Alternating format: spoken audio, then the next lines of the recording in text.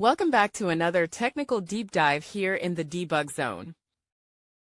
Today we're tackling a big question and breaking it down with insights from other users. Hopefully this clears up some misconceptions and helps you get the answer you need.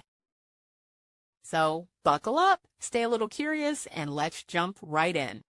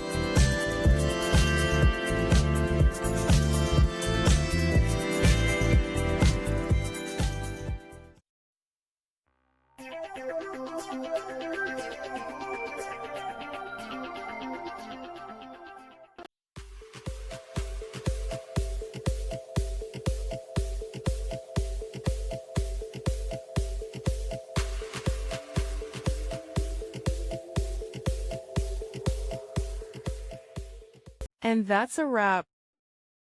I hope you found the answer you were looking for.